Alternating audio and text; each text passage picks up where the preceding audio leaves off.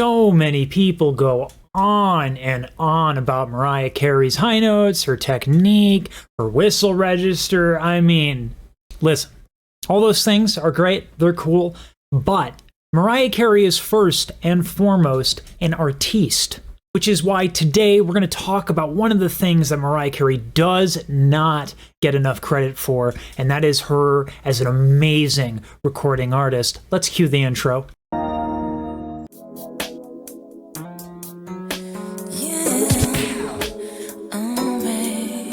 Panning is what happens when you take a stereo image, in other words, left and right. I know it's inverted, but for me it's left and right, okay? And you balance the percentage in which that particular sound is in, so like 70 to 30 maybe. This is a big part of a very specific goal in mixing audio, which is everything needs its own space and its own clarity.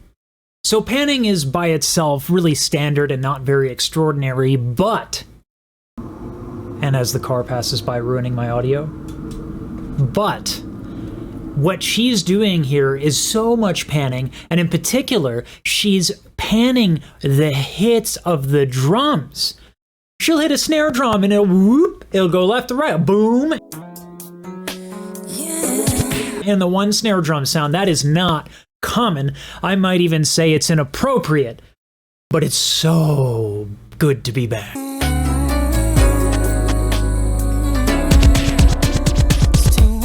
One of the fundamental tenets of sound design is stacking the layers. Stack the layers. What we're seeing from Mariah here is a lot of stacking of a lot of layers. Specifically, you can hear record scratching on top of percussion, giving it a really, really unique timbre. A lot of pop music that sample drums are really guilty of using the same kind of hit over and over and over again.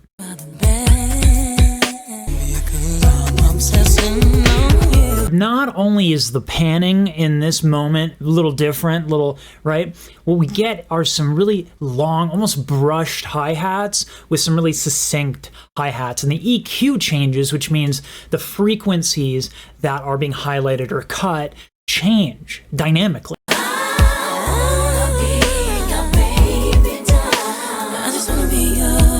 Now, probably one of the best parts about Mariah's albums is the fact that, she's singing on them. So what could possibly be better than Mariah Carey singing? More Mariah Carey singing.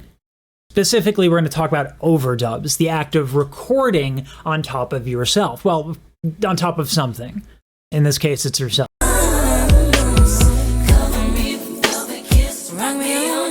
In music, there is something called harmonic rhythm, meaning the pace in which the harmony changes. And the reason why I'm bringing this up is because sometimes slowly moving harmonies can kind of be a bit of a slog.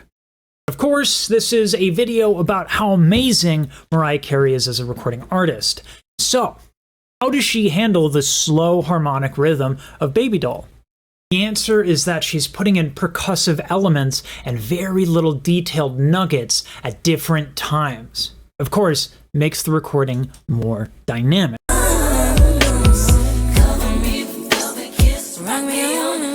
In audio mixing, specifically for singing especially, reverb doesn't get the appreciation that it really deserves. Reverb is one of those things where it's easy to pick up and very hard to master.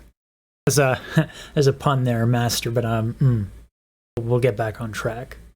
As another pun, oh, I'm on fire! If panning creates a left and a right, then reverb creates a front and a back. And we can hear that kind of reverb usage in her overdubs. Let's give it another listen.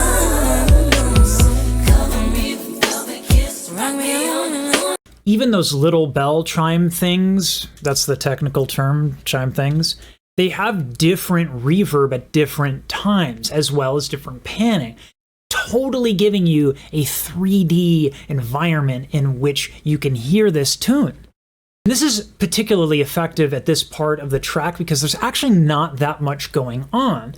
So you could actually, make an excuse to not have much going on. But of course, Mariah is a perfectionist, and so we have an amazing moment and a very subtle and simple moment. Now, today we're spoiled with incredibly easy and accessible sound design tools, samples. I mean, we're inundated with options. But this was not the case in the 90s. A song that came out at a similar time that was revolutionary for sound design was Sandstorm. And listen to the quality difference between these two tracks.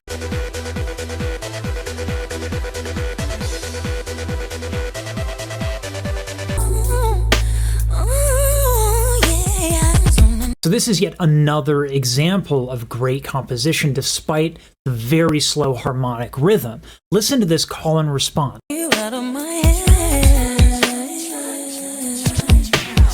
Not only do we expand on the idea that was presented originally, we're also getting an echo that fades, and that really helps that rhythm. It's a constant theme in battling the slow chord progression, and so the different tools that she's using at different times keeps it interesting.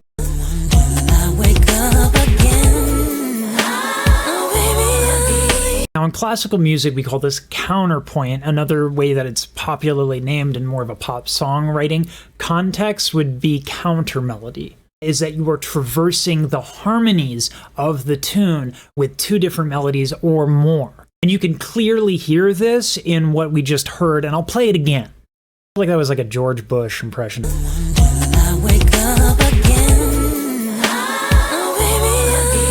So what we're going to hear next is yet another example of her adding something sonically to the piece to keep it interesting.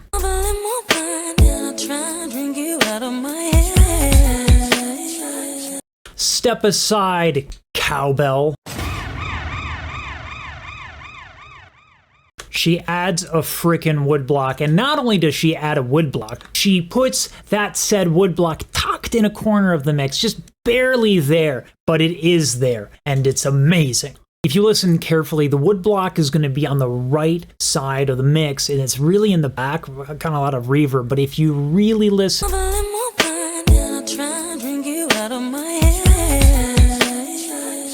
A fundamental aspect of singing technique is the use of vowels.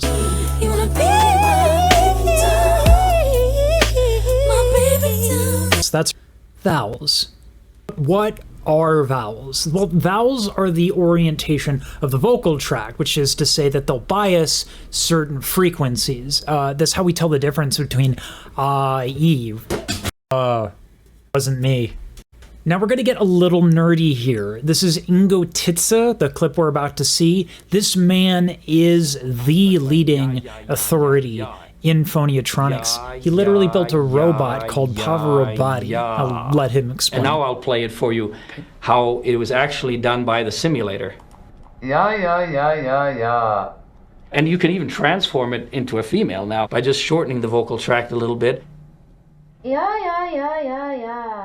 So in the Now, the reason why this matters is because Butterfly was recorded in 1997.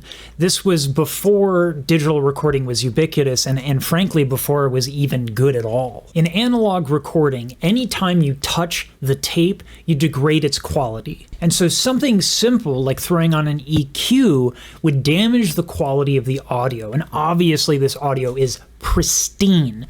So how do vocals make room for each other?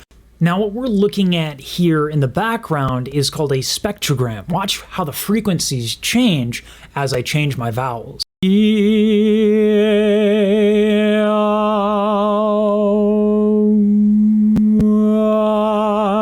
Mariah Carey is using two different vowels.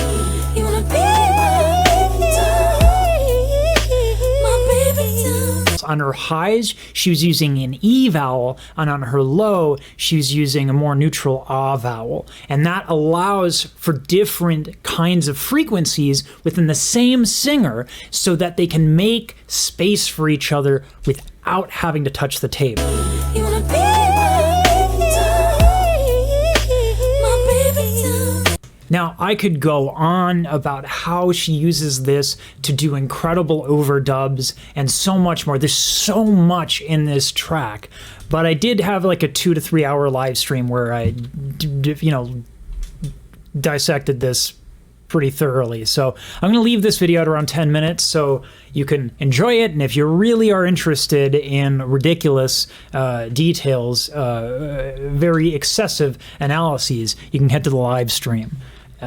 Yeah, hope you enjoyed the video.